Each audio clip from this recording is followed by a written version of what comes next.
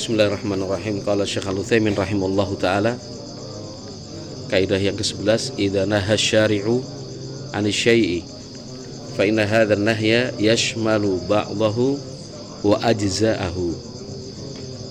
Idza naha syari'u, apabila syariat melarang 'ani syai'i, sesuatu, fa inna hadzal nahya, maka larangan ini yashmalu, mencakup ba'dahu, sebagiannya, wa ajza'ahu, atau rincian-rinciannya.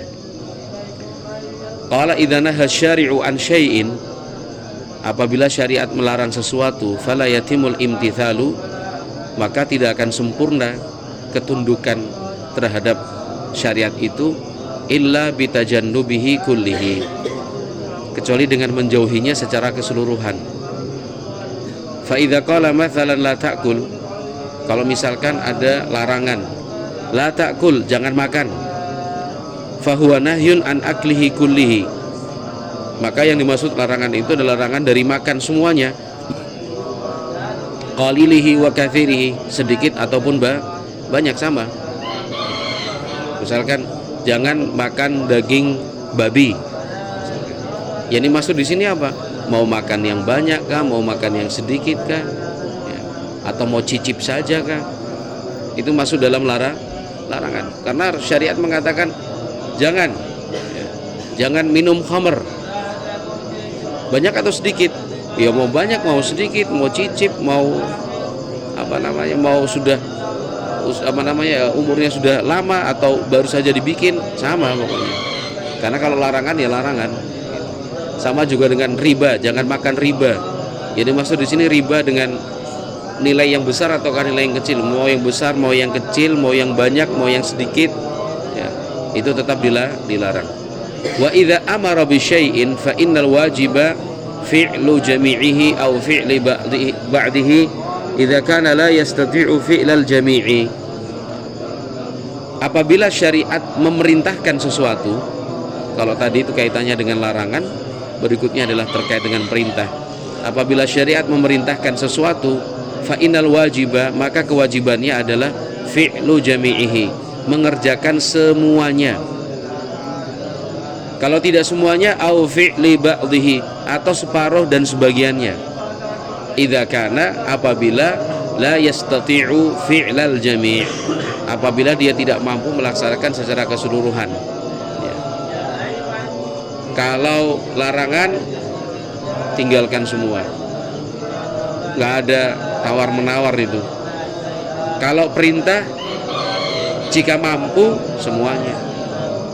Kalau tidak mampu, ya semampunya, separuhnya atau sebagiannya. Kalau meninggalkan larangan, nggak ada kaitannya dengan kemampuan, ya. Kemampuan itu kaitannya hanya dengan perintah, melaksanakan perintah. Kalau sesuatu yang dilarang, nggak bisa orang beralasan, wah saya nggak mampu meninggalkan itu, ya. Kamu jangan main judi ya, wah saya nggak bisa, saya nggak mampu itu, saya tetap harus judi. Kamu jangan mencuri ya, wah saya nggak mampu untuk meninggalkan perbuatan mencuri itu. Nah, itu nggak bisa diterima, karena meninggalkan larangan itu tidak ada kaitannya dengan kemampuan. Kenapa?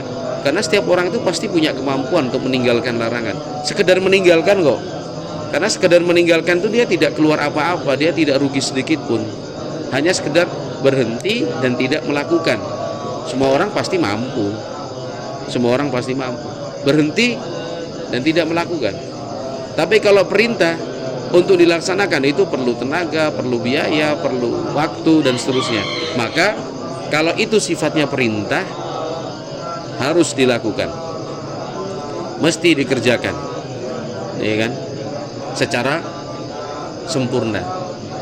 Kalau tidak mampu, ya seberapa mampumu, ya seberapa mampumu itulah kerjakan perintah. Nah, itu bedanya perintah dengan larangan. Walihada qala Nabi sallallahu alaihi wasallam, oleh karena itu Nabi Muhammad sallallahu alaihi wasallam bersabda, ma nahaitukum anhu fajtanibuh, apa yang aku larang jauhi, wa ma amartukum bihi, yang aku perintahkan fa'tu minhu mastata'tum, kerjakan semampumu. Kalau larangan jauhi, nggak ada urusan mampu dan tidak mampu, semuanya pasti bisa kalau dia mau, ya. Tapi kalau melaksanakan perintah ya semampumu. Qala rahimallahu taala idza 'ada nahyu ila dzatil ibadati fa innal ibadata takunu batilatan. Apabila suatu larangan terkait dengan zatnya ibadah atau intinya ibadah, fa innal ibadata takunu batilatan, lalu larangan itu dikerjakan, maka ibadahnya pun batal. Ya, maka ibadahnya pun batal. Ini ibadah ya. Dan ada kegiatan-kegiatan pendukung.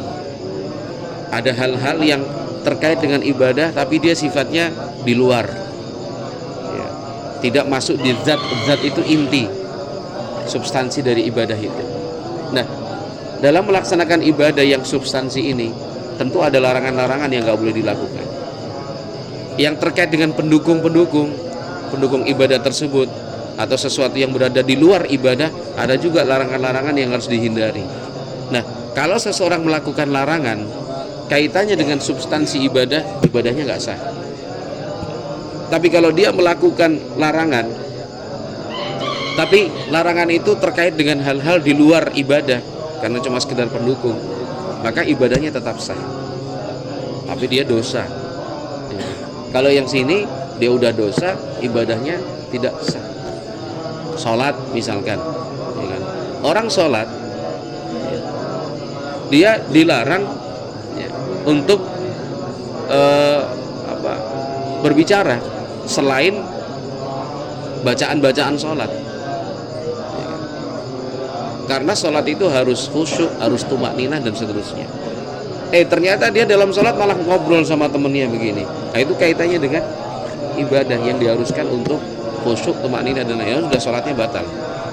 Ya, nggak ada keperluan, nggak ada kedaruratan, paling ngobrolin tadi bagaimana kabarnya, sudah sholatnya itu batal. Tapi kalau dia melakukan larangan, memang ada kaitannya dengan sholat, tapi bukan substansinya sholat. Ya, tidak terkait dengan substansinya sholat. Misalkan apa? Ya, ulama memberikan contoh, misalkan dia sholat, ya, tapi di sebuah tempat yang milik orang lain, dia tidak izin di situ. Milik orang lain dia tidak izin, dia masuk ke suatu pekarangan rumahnya orang, dia sholat situ dia nggak izin dia.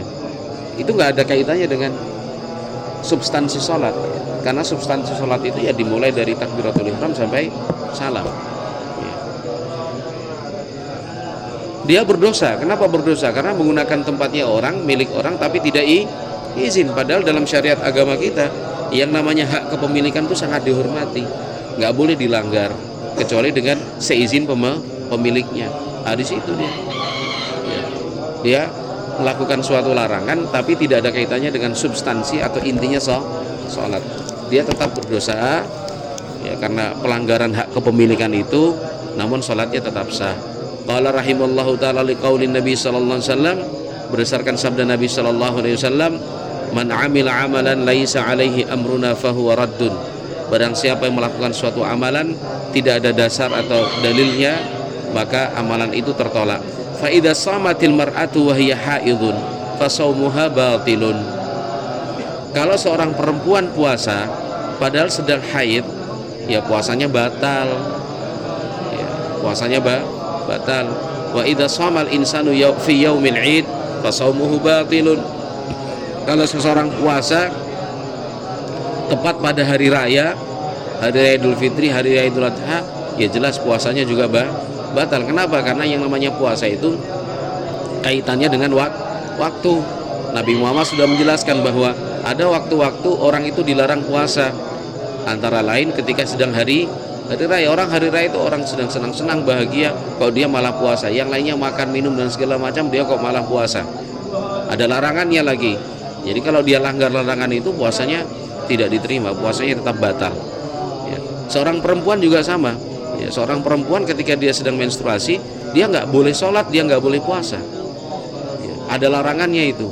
Jadi kalau seorang perempuan sedang menstruasi, kalau dia paksakan untuk sholat, dia tetap ingin puasa, ya percuma. Puasanya tidak diterima, sholatnya tidak sah. Begitu. Wallahu a'lam bishawab.